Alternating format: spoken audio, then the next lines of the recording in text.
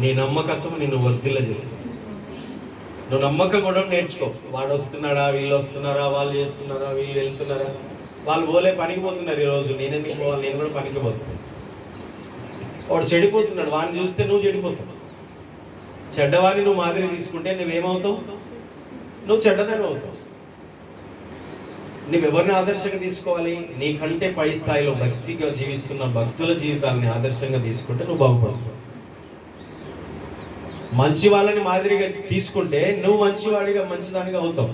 చెడ్డ వాళ్ళని మాదిరిగా తీసుకుంటే నువ్వు చెడిపోతావు. సమాజం అంతా అదే పరిస్థితి. సమాజం అదే, సంఘం కూడా అలాగే పరిస్థితులు ఉన్నాయి ఈరోజు. కాబట్టి చిన్న మంద భయపడకూడదు, దేవుడు మిమ్మల్ని ఏర్పరచుకున్నాడు. చిన్న మంద భయపడకూడదు, దేవుడు మిమ్మల్ని ఏర్పరచుకున్నాడు. అర్థమవుతుందా? నమ్మకంగా ఉండండి. ఈరోజు రాని వారి గురించి మీరు ఆలోచించకండి. ఆల్రెడీ వాళ్ళు చెడిపోతున్నారు. అవసరమైతే వాళ్ళకి చెప్పండి, వింటే చెప్పండి, వినకపోతే వదిలేయండి, ప్రార్థన చేయండి. కానీ వాళ్ళని అనుసరించకండి. మనం మంచి మాదిరిని చూపించాలి, మంచి మాదిరిని మనం నేర్చుకోవాలి. అది యేసయ్య దగ్గర నుంచి అయినా, ఆదిమ సంఘం నుంచి అయినా, అపోస్తలుల నుంచి అయినా, ఇప్పుడున్నటువంటి కొంతమంది భక్తి పరులు, మన కళ్ళ ముందు కనిపిస్తున్న కొంతమంది మంచి భక్తి పరులైనటువంటి దేవుని బిడ్డలుగా నమ్మకంగా బ్రతుకుతున్న వాళ్ళనైనా మనం మాదిరిగా తీసుకుందాముగాక. ఆమేన్. ఓకే, చిన్న మాట బైబిల్ నుంచి మనము పరిశుద్ధ గ్రంథం అపోస్తలుల కార్యములు 9వ అధ్యాయం 9వ వచనం చదువుకుందాం. అతడు 3 దినములు చూపులేక అన్నపానములేమీ పుచ్చుకొనకున్నది. చాలు. ఇప్పుడు ఈ వచనం ఒక్కసారి మనం గమనించడం. గడిచిన వారంలో 8వ వచనం వరకు మనం ధ్యానించాం. ఓకే, ఇప్పుడు నా వైపు చూడండి. గడిచిన వారంలో అపోస్తలుల కార్యములు మనము ధ్యానించాం. ప్రాముఖ్యంగా 8వ వచనం నుంచి చాలా విషయాలు నేర్చుకున్నాం. సౌలు పౌలుగా మారలేదు, మారే ప్రయాణం స్టార్ట్ అయింది. ఆ ప్రయాణంలోనే శత్రువుగా బయలుదేరిన వాడు ప్రయాణంలో శిష్యుడిగా మార్చబడుతున్నాడు. ఆ యొక్క ప్రక్రియ కొనసాగుతుంది. దేవుడు అందరినీ ఎరుగును, ఆయన అందరి హృదయాలను ఎరిగినవాడు. కాబట్టి ఆయన ఎవరిని ద్వేషించడు, అందరినీ ప్రేమిస్తున్నాడు. అయితే ఆయన ప్రేమలో కొన్నిసార్లు మనకి ద్వేషం కనిపిస్తుంది. దేవుడు మంచోడు కాదు అన్నట్టు కనిపిస్తుంది. కానీ ఆయన ప్రేమ అనేది మనల్ని సరిచేస్తుంది. ఆయన ప్రేమ అనేది మనల్ని ఆయన పోలికలో మారుస్తుంది. ఆయన ప్రేమ అనేది మనల్ని ఎడబాయకుండా, విడవకుండా మనం వెంటాడుతుంది. అది మనం అర్థం చేసుకోవాలి. ఇది బయటికి కనిపించింది. తండ్రి తనకి ఇష్టడైన కుమారుణ్ణి ప్రేమిస్తాడు. ప్రేమించేవాడు ఏం చేస్తాడంటే ఖచ్చితంగా శిక్షిస్తాడు. అలాగే దేవుడు గద్దించు మనుషుడు ధన్యుడు. దేవుని గద్దింపును, దేవుని శిక్షను మనం ఎప్పుడూ తృణీకరించకూడదంట. సౌలును దేవుడు ప్రేమిస్తున్నాడు. సౌలుని ప్రపంచానికి ఒక గొప్ప అపోస్తలుడుగా దేవుడు చేయబోతున్నాడు. కానీ ఆ విషయం స్టార్టింగ్ అర్థమవుతుందా? అర్థం కాదు. మన జీవితాలు కూడా అంతే. మనకు ఒక ఉన్నత స్థానాన్ని దేవుడు రేపు సింహాసనాన్ని ఇవ్వబోతున్నాడు, ఒక కిరీటాన్ని, బహుమానాన్ని ఇవ్వబోతున్నాడు. పరలోకములో తండ్రి కుడి పార్శ్వన కూర్చున్నటువంటి మన రక్షకుడైన దేవుడు తనతో పాటు తన సింహాసనం ముందు కూర్చుండబెట్టుకోవడానికి ఈరోజు మనల్ని సరిచేస్తున్నాడు, పరివర్తనలోనికి నడిపిస్తున్నాడు. ఆ విషయాలు మనకు అర్థం కావాలి. దేవుడు నాకు అన్యాయం చేశాడు, దేవుడు నాకు ఏ మేలు చేయలేదు అనే మాటను మనం దేవునికి వ్యతిరేకంగా మనం మాట్లాడకుండా జాగ్రత్త పడాలి. ఇక ఆయన ఎలాగా వెళ్ళాడు, బయలుదేరాడు, గుర్రం మీద వెళ్ళాడు. కొంతమంది సేవకులు తీసుకుని వెళ్తున్నాడు. అహంకారంతో, అధికారంతో యూదుల నుండి పత్రాలు తీసుకొని, తాకిదులు తీసుకొని, పర్మిషన్స్తో వెళ్తున్నాడు. చాలా ఉన్నాయి ఆయనకు అన్ని. కానీ దేవుని ఎదుట ఇవేవి కూడా పని చేయవు. చివరికి ఏమైంది? అవన్నీ కూడా తలకిందులైపోయాయి. గుర్రం మీద వెళ్ళిన వాడు ఇప్పుడు దమస్కుకి ఎలాగ వెళ్తున్నాడు అంటే నడుచుకుంటూ వెళ్తున్నాడు. అహంకారంతో వెళ్ళినవాడు దీనుడుగా వెళ్తున్నాడు. అంటే దేవుడు ఒక వ్యక్తిని విరుస్తాడు, దేవుడు ఒక వ్యక్తిని సరిచేస్తాడు, దేవుడు ఒక వ్యక్తిని ఖచ్చితంగా తన పోలికలో మలుచుకుంటాడు, మారుస్తాడు. అది మనం ఆయనకి ఫ్లెక్సిబుల్గా ఉన్నప్పుడు, ఆయనకి మనం అందుబాటులో ఉన్నప్పుడే. వంచితే వంగం, విరిస్తే విరవబడం, చెప్తే వినం, లోబడం. ఇలాంటి పరిస్థితులు ఉన్నప్పుడు దేవుడు మనల్ని ఏం చేయలేడు, వదిలేస్తాడు కూడా కొన్నిసార్లు. అది మనం అర్థం చేసుకొని దేవునికి ఇంకా లోబడదు గాక. ఆమేన్. యేసయ్య 5 రొట్టెలు 2 చేపలు 5,000 మందికి పంచాడు. అయితే 5 రొట్టెలు 2 చేపలను 5 రొట్టెలను విసిరాడా? తీసుకోండి బాబు అని ఇచ్చేసాడా? విసిరాడా? విరిచాడు. అది మనం అర్థం చేసుకోవాలి. విసిరితే 5గురు తింటారు. ఇగో తీసుకోండి బాబు అని చెప్పేసి ఇస్తే ఎంతమందికి వస్తాయి? 5 రొట్టెలు 5కే వస్తాయి. కానీ అవి విరిచినప్పుడు 5,000 మందికి వచ్చాయి. నీ జీవితం కూడా విరవబడినప్పుడు ఆశీర్వాదకరంగా మార్చబడుతుంది. నీ జీవితం నల్లగొట్టబడినప్పుడు, నీ జీవితంలో కొన్ని శ్రమలు, కష్టాలు, బాధలు ఇవన్నీ కూడా వస్తున్నప్పుడు నువ్వు దేవుల్లో ఇంకా నువ్వు దేవుని సన్నిధిలో ఉండే వ్యక్తిగా, దేవుని యొక్క బలిష్టమైన రెక్కల కింద ఆయన ఆశ్రయంలోనికి నువ్వు వెళ్ళే వ్యక్తిగా ఉన్నట్లయితే నీవు ఆశీర్వదించబడతావు. 5 రొట్టెలు 5,000 మందికి ఎలాగైతే దీవెనగా మార్చబడ్డాయో నీవు ఇతరులకు కూడా ఆశీర్వాదకరంగా దీవెనగా మార్చబడతావు. కాబట్టి దేవుడు అలాంటి ప్రక్రియలో మనం నడిపిస్తున్నప్పుడు మనం ఎప్పుడు కూడా అసహనంతో దేవుణ్ణి నిందించే వారిగా మనము ఉండకుండా జాగ్రత్త పడాలి. ఆమేన్. 9వ వచనం మనం చదువుకున్నాం. ఇక 9వ వచనంలో కొన్నిసార్లు ఈ విషయాన్ని మన జీవితంలో కూడా వస్తుంది. 3 దినములు చూపు లేదు, అన్న పానములు ఏమీ ఉంచుకోలేదు. కంటి చూపు లేదు, తినడానికి ఏమీ లేదు, తినే స్థితి లేదు, నీళ్లు తాగే పరిస్థితి కూడా లేదు. సౌలు జీవితంలో ఇది ఒక నిశ్శబ్దమైనటువంటి సమయం. ఈరోజు ఒక విశ్వాసిగా ఒక 5 విషయాలు ఇందులోంచి మనం నేర్చుకోవాలి. ఆమేన్. జాగ్రత్త. కొన్నిసార్లు దేవుడు మనల్ని నిశ్శబ్దంలో ఉంచి కొత్త జీవితానికి సిద్ధం చేస్తాడు. ఇది స్టార్ట్. ఒక గొంగలి పురుగు అసహ్యంగా ఉంటది. ఒక గొంగలి పురుగు చూడడానికి వికృతంగా ఉంటది. దాన్ని తాకడానికి, ముట్టుకోవడానికి కూడా ఇష్టపడం. అది నడుస్తుంటేనే ఆ పురుగు ఒళ్ళు గగుర్లు పొడుస్తుంటది. దాన్ని ఎవరు ఇష్టపడరు. అసహ్యకరంగా ఉంటది గొంగలి పురుగును చూస్తే. అబ్బాయి ఈ పురుగు ఎందుకు వచ్చిందా అనిపిస్తుంది. సడన్ గా ఒకవేళ అది మనకు ఆ పురుగు మన షర్టుకు తాకినా లేదా మన చేతికి తాకినా అది ఎంతో మనకు ఆ హేట్గా ఉంటుంది, అసహ్యంగా ఉంటుంది. కానీ ఆ గొంగలి పురుగు నుండి ఒక అద్భుతమైన ఒక సీతకొక చిలుక అనేది వస్తుంది. అంటే ఆ గొంగలి పురుగు యొక్క ప్రక్రియ ఎలాగంటే నిజంగా దాన్ని మార్పు చెంది ఒక అందమైనటువంటి సీతకొక చిలుకగా మార్చబడుతుంది. దానికోసం అది చచ్చిపోవాల్సిన పరిస్థితి కూడా వస్తుంది, విరగిపోవాల్సిన పరిస్థితి, నలిగిపోవాల్సిన పరిస్థితి.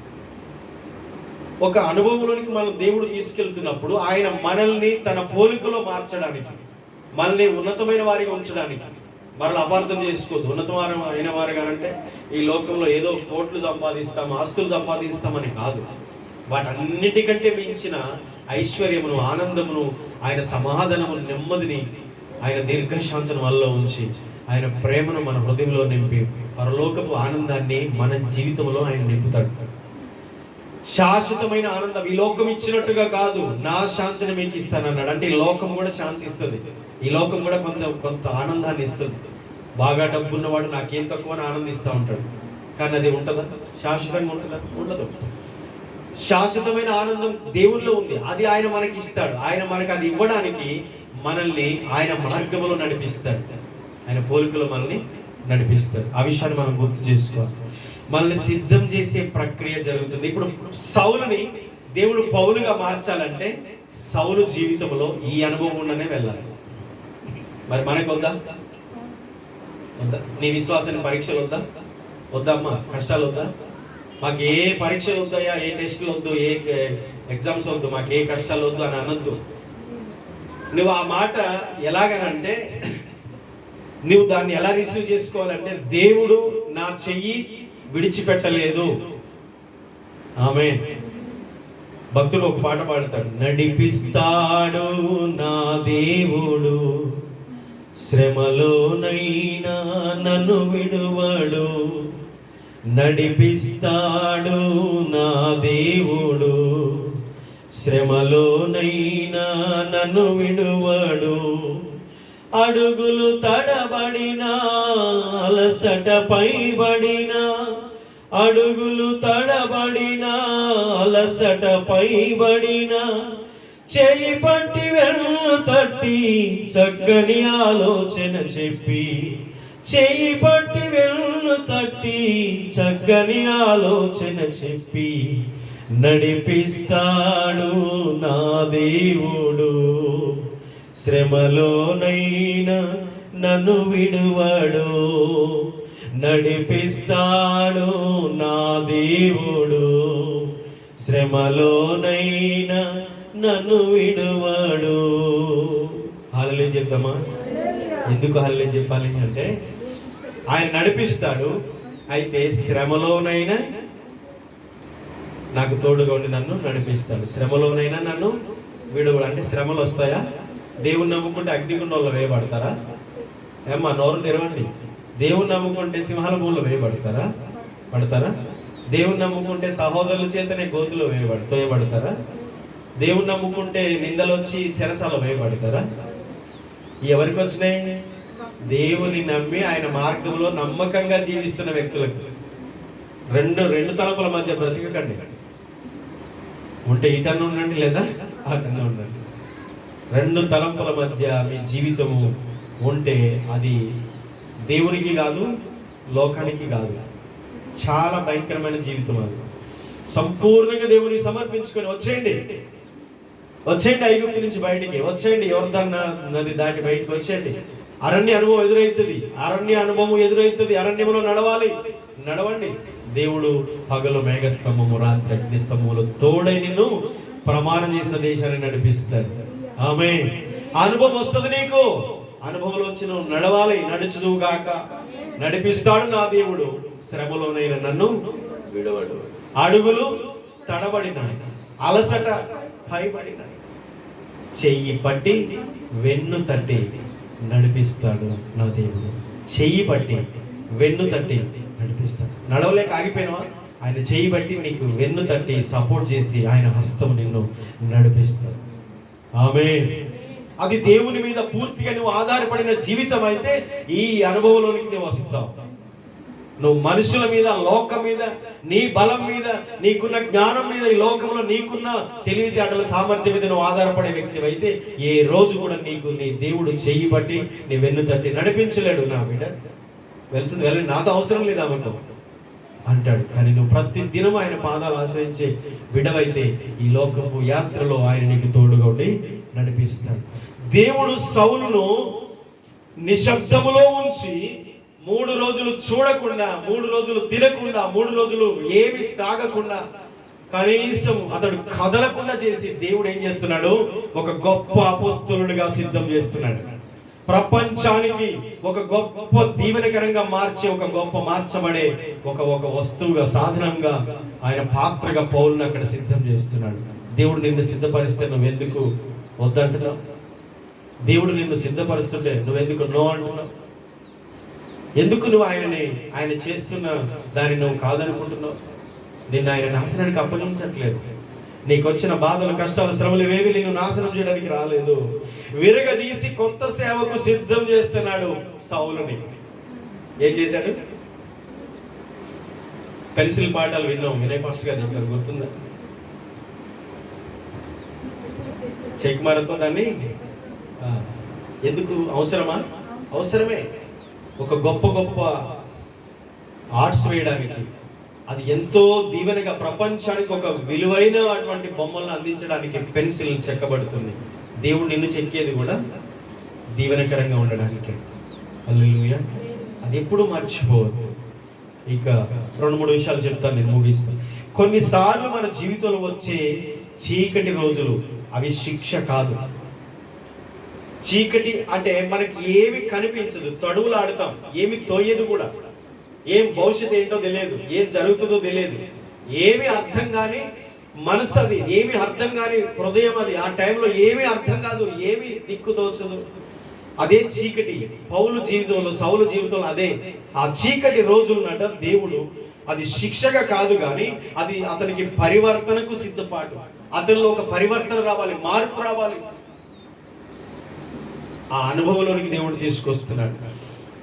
ఆ విషయాన్ని గుర్తుపెట్టుకోవాలి. రెండవది, 3 రోజులు చూపు లేదు, తినలేదు, త్రాగలేదు. అవి ఎందుకు అనంటే పశ్చాత్తాపము, విరిగిన హృదయం అతనిలో కలగజేయడానికి. హల్లెలూయా. శ్రమలు వచ్చినప్పుడు 2 జరుగుతాయి. అమ్మ వినండి జాగ్రత్తగా, 2 జరుగుతాయి. శ్రమలు నీ జీవితంలోకి వచ్చినప్పుడు, కష్టాలు వచ్చినప్పుడు, యోబు లాంటి భక్తులకు, యోసేపు లాంటి భక్తులకు దావీదు లాంటి, దానియేలు లాంటి భక్తులకు వచ్చినటువంటి నిందలు, కష్టాలు, శద్రక్, మేషక్, అబేద్నెగో లాంటి భక్తులకు వచ్చినటువంటి శ్రమలు, ఇవన్నీ మనకు కూడా వస్తే రెండు ఎంపికలు చేసుకుంటాం మనం. రెండు, ఒకటి ఏంటంటే ఈ శ్రమల్లో దేవుని విడిచిపెట్టి వెళ్ళిపోతాం, లేదంటే ఈ శ్రమల్లో ఇంకా దేవునికి దగ్గరై దేవుని పోలికలో మార్చబడి గొప్ప వాళ్ళం అవుతాం. రెండు జరుగుతాయి. నిర్ణయం నీ మీదే ఉంది. నీ జీవితంలో ఎదురయ్యే ప్రతి పరిస్థితిలో నువ్వు తీసుకునే డిసిజన్, నువ్వు తీసుకునే నిర్ణయమే నువ్వు ఎవరో నిర్ణయిస్తుంది రేపు. అందుకని నీకు వచ్చిన బాధలను బట్టి మీరు ఇంకా దేవునికి దగ్గర కండి, సాతానుకు చోటు ఇవ్వకండి. ఒక విశ్వాస ఈ లోకంలో తొడేళ్ల మధ్య గొర్రె పిల్లలు ఎలా ఉంటాయి?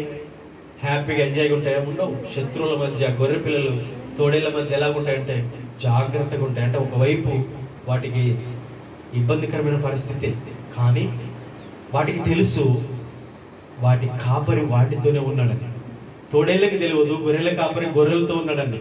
చెప్పండి చెప్పండి వాటికి, మా కాపరి మాతో ఉన్నాడు. దావీదు అనుభవంలోంచి రాశాడు, యెహోవా నా కాపరి, నాకు లేమి కలగదు. గాఢాంధకారపు లోయలో సంచరించిన ఏ అపాయముకు నేను భయపడను. హల్లెలూయా.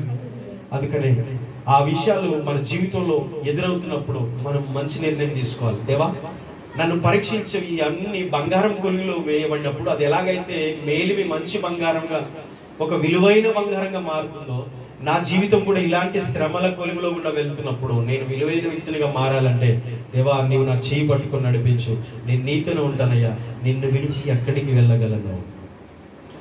నీకన్నా మంచిది ఏదుంది లోకంలో ప్రభువా? నీకంటే మంచివారు ఎవరున్నారు ప్రభువా? నీవు తప్ప ఇంకెవరున్నారు? నిన్ను విడిచి నేను ఇంకెక్కడికి వెళ్ళగలను అని ఆయన మీద ఆధారపడదుము గాక. ఆమేన్. దేవుని మీద ఆధారపడటము ఈ 3 రోజుల అనుభవం సౌలుకు అవసరమైంది. అప్పటి వరకు తనకున్న హోదా మీద, అధికారం మీద, బలం మీద, వాటన్నిటి మీద ఆధారపడుతూ వచ్చిన వ్యక్తి సడన్ గా విరవబడ్డాడు. కళ్ళు పోయాయి, చూపు లేదు, అయోమయం, ఏమి చూడలేకపోతున్నాడు, ఏమి తినలేకపోతున్నాడు. ఇప్పుడు ఆ వ్యక్తి ఎవరి మీద ఆధారపడుతున్నాడు? సౌలు అనే వ్యక్తి యేసయ్య మీద ఆధారపడుతున్నాడు. ఆ యేసయ్యే ఈ సౌలు లాంటి వ్యక్తిని గొప్ప పౌలుగా మార్చి, గొప్ప సేవకుడుగా మార్చి తీర్చిదిద్దగలడు. ఆమేన్. కాబట్టి మనము ఇది శిక్షగా భావించొద్దు. సౌలుకి ఎదురైన ఈ అనుభవం అంట, దాన్ని శిక్షగా భావించలేదు. ఇది శిక్ష మాత్రమే కాదు, కానీ సిద్ధపరిచే కాలం. ఆహారము నీరు మానేశాడంటే పూర్తిగా దేవునికి అప్పగించుకున్నాడు. ఫాస్టింగ్. సౌలు ఫాస్టింగ్ ఎన్ని రోజులు? మీ ఫాస్టింగ్ ఎన్ని రోజులు? మీ సౌలు ఉపవాసమా, దానియేలు ఉపవాసమా? యేసుప్రభు ఉపవాసమా, మోషే ఉపవాసమా, ఎస్తేరు ఉపవాసమా? పోనీ ఏ ఉపవాసం? ఏ ఉపవాసం మీరు చేసేది? కనీసం ఒక్కరోజు అన్న ఉపవాసం. యెహోషాపాతు ఉపవాసం అని చేస్తున్నారు మీరు? ఒక్కటే రోజు. యెహోషాపాతు రాజు, ఒక్కరోజు కూడా చేయరా మీరు? ఏ ఉపవాసం చేయరా? బైబిల్లో ఎవరిని మాదిరి తీసుకోరా మీరు? ఓహో, అంటే మీకు వేరే వాళ్ళు మాదిరిగా ఉన్నారు అనమాట. ఎవరున్నారు? పెద్దయ్య గారు ఉన్నారు. ఎవరైనా పట్టణంలో బైబిల్ ఉన్న భక్తుల కంటే అంత భక్తులు ఎవరు లేరు. ఈ తరంలో లేరు. ఎన్నో ఒకరు ఉంటారు కానీ వాళ్ళు కనిపించరు.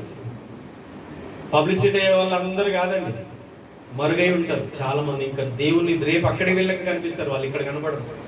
ఇక్కడ చూపించుకునే వాళ్ళంతా రేపు అక్కడెక్కడో ఉంటారు.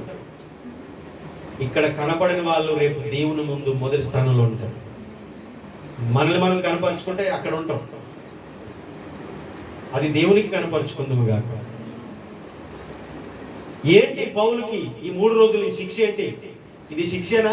శిక్ష కాదు, ఇది సిద్ధపరిచే కాలం. చెప్పండి, ఇది నాకు శిక్ష కాదు, నన్ను సిద్ధపరిచే కాలం. శ్రమలు నాకు శిక్ష కాదు, నేను దేవుని కొరకు సిద్ధపరిచే కాలం.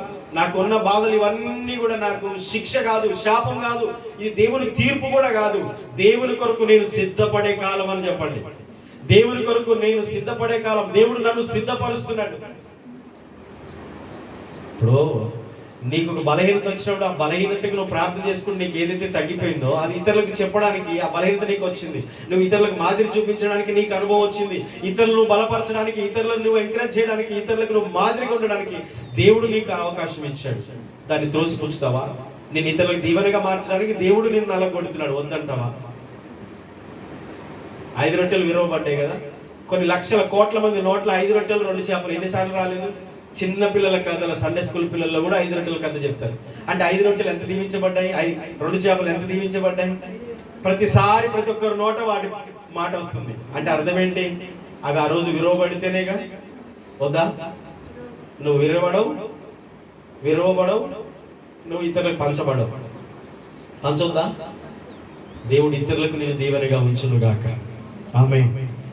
4వది, 3వది, మన జీవితంలో నిశ్శబ్ద కాలాలు కూడా దేవుని కార్యాలే. గుర్తుపెట్టుకోండి, నోట్ చేసుకోండి. మన జీవితంలో ఎదురయ్యే నిశ్శబ్ద కాలాలు, సంవత్సరాలు అయిపోతుంది, దేవుడు ఏమి చేసినట్టు లేదు, మన జీవితంలో కూడా ఏమి జరిగినట్టు లేదు, ఎక్కడిది అక్కడే ఉంది, ఏ పరిస్థితి అలాగే ఉంది అని మీరు అలాగే ఆలోచించకండి. ఆ నిశ్శబ్ద కాలాలు, దేవుడు ఏమి చేయట్లేదు అన్న సైలెంట్గా ఉన్న ఈ కాలాలన్నీ కూడా దేవుడు సైలెంట్గా నిశ్శబ్దంగా మన జీవితంలో తీసుకొచ్చిన ఈ కాలాలన్నీ కూడా అవి దేవుని కార్యాలే. అది నువ్వు నమ్మితే, ఆమేన్, నీ జీవితంలో నమ్మాలి. ఎంతో లేట్ అయ్యి 430 ఏళ్ళు దేవుడు మగ్గుతున్నా, ఏడుస్తున్నా, కేకలు పెడుతున్నా ఇజ్రాయెల్ మీద అలా ఉన్నారు. కానీ ఆయన టైంలో డైరెక్ట్ వచ్చి మోషను పంపించాడు. కొన్ని రోజులలో, సంవత్సరాలు వెయిట్ చేసిన వాళ్ళు జస్ట్ వారాలలోనే వెళ్ళిపోయారు. దేవుడు ఎంతో రోజులు ఆలస్యం చేస్తాడు, కానీ నిమిషాల్లో నీ జీవితంలో పనిచేస్తాడు. అది నేను నమ్ముతున్నాను. ఆమేన్.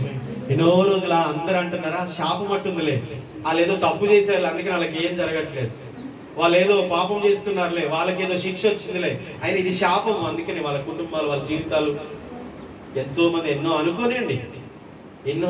దేవుడు సైలెంట్గా ఉన్నాడంటే ఆయన కార్యం జరుగుతూనే ఉంది. ఒక రోజు అది చూస్తారు. శత్రువులు సిగ్గుపడినట్లు శుభకరమైన ఆనవాలు మన దేవుడు కనపరిచేది. దావీదు అంటాడు, నా శత్రువులు సిగ్గుపడినట్లుగా శుభకరమైన ఆనవాలు కనపరచును. ఆయన చేస్తాడు. ఆయన కానీ నువ్వు దేవుని కొరకు నువ్వు నిలబడావు. ఆ ధైర్యంతో మనం ముందుగాక. ఆమేన్. చివరిది, దేవుడు గొప్ప సేవకు ముందు మన గర్వాన్ని విరగదీస్తారు. అది సౌలు జీవితం నుంచి మనం నేర్చుకుంటాం. ఓకేనా?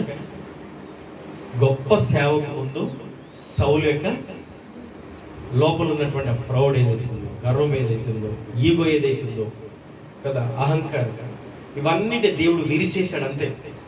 అవి ఒక అంగవైకల్యాలు. దేవుడు మన జీవితంలో పని చేయకుండా మన గర్వమే ఒక అంగవైకల్యం, అది ఆటంకం. అంగవైకల్యాలు ఉన్న వాళ్ళు ఏ పని చేయలేరు, ముందుకు వెళ్ళలేరు. అవి మనకు ఒక అంగవైకల్యాలుగా మారిపోయాయి. కొన్నిసార్లు మనకు తెలియని పాపము, తెలియని యొక్క బలహీనతలు, తెలియని యొక్క అవిధేయత, కొన్నిసార్లు చెడ్డ మాటలు, అహంకారం మాటలు, గర్వము, ఇవన్నీ కూడా మనకు అంగవైకల్యాలుగా ఉంటాయి. దేవుడు వాటిని విరిచేస్తాడు, తీసేస్తాడు. మన పాప దోషములంట అగాధ సముద్రంలో పడివేస్తాడు. మన దోషములన్నీ మూటగట్టి దేవుడు ఎక్కడేస్తున్నాడు? అగాధ సముద్రంలో వేస్తాడు. ఇక మళ్ళీ పైకి రావు, కంటికి కనిపించవు. మళ్ళీ క్షమించే దేవుడు ఆయన. కానీ ఆయన మనల్ని సరిచేస్తున్నప్పుడు, క్షమించి మనల్ని ప్రేమించి మనల్ని సరిచేస్తున్నప్పుడు మనం ఆయన చేతిలో ఉందుముగాక. 3 రోజులు అందుబాటులో దేవునికి దగ్గరగా ఉన్నాడు. 3 రోజులు అందుడయ్యాడు. తర్వాత ప్రపంచానికి ఆత్మీయ దృష్టిని కలిగించే గొప్ప అపోస్తలుడు. చివరి మాట నేను ముగిస్తున్నాను. 3 రోజులు అందుడయ్యాడు సౌలు, కానీ ప్రపంచానికి ఆత్మీయ దృష్టిని ఇచ్చే అపోస్తలుడయ్యాడు. 3 రోజులు గుడ్డివాడిగా, చూపులేని వాడిగా, అంధుడుగా ఉన్నాడు. శరీర నేత్రాలు మూయబడ్డాయి. కానీ 3 రోజులు అంధుడైన సౌలు తర్వాత పౌలుగా మార్చబడి ప్రపంచానికి ఆత్మీయ దృష్టిని కలిగించే గొప్ప అపోస్తలుడుగా మార్చబడ్డాడు. మరి 3 రోజులు ఓపిక పట్టుకుంటే తర్వాత జీవితం అంతా దేవుని కొరకు బలమైన పాత్రగా, సాధనముగా వాడబడ్డాడు. ఈ చీకటి అనుభవం, ఇలాంటి నిశ్శబ్ద కాలాలు, దేవుడు ఏమీ చేయలేదు, నా జీవితం ఇలాగే ఉండిపోయింది, కష్టాలు ఇలాగే ఉన్నాయి అనుకున్న ఆ కాలాలన్నీ దేవుడు ఎలాగ మారుస్తాడు? దీవెనగా మారుస్తాడు, మేలుగా మారుస్తాడు. కాబట్టి కీడు తర్వాత మేలును దేవుడు పంపిస్తాడు.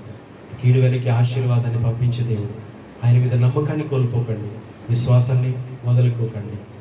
మీరు కదలని వారిగా స్థిరులుగా ఉందురుగాక. అదే కొరింథీ సంఘానికి అపోస్తలుడు పౌలు అంటాడు, మీరు విశ్వాసమందు మీరు దృఢంగా ఉండి, దృఢ విశ్వాసం గలవారై క్రీస్తులో మీరు స్థిరముగాను కదలని వారుగాను మీరు ఉండండి. ఆమె మన అలాగ ఉందుముగాక. తల ఉంచుదాం, కళ్ళు మూసుకుందాం, చిన్న ప్రార్థన చేసుకుందాం. ప్రేమగల తండ్రి, పరిశుద్ధుడైన దేవా, ఘనమైన నీ నామానికి మహిమ చెల్లిస్తున్నాను అయ్యా. కృప చూపండి. అవసరం పౌలు సౌలుగా ఉన్నప్పుడు మరి తాను జీవితంలో తండ్రి మార్పు పొందిన విధానం, మీరు అతన్ని ప్రేమించి ప్రభువా మరి సౌలుని ఎలాగైతే మీరు సిద్ధపరిచారో, ఎలాంటి పరిస్థితులు కూడా నడిపించారు, ఈరోజు మాకు అనేక పాఠాలు ఆయన జీవితం నుంచి నేర్చుకోవడానికి కృప చూపించారు ప్రభువా. చీకటి అనేది మా జీవితంలో ఓటమి కాదు, కష్టాలు అనేవి అవి మా నాశనానికి కాదు తండ్రి. మేము విరవబడాలని ప్రభువా, మేము నీ పోలికలో మార్చబడాలని తండ్రి, మాకు కలిగిన ప్రతి పరిస్థితుల్లో ఓపు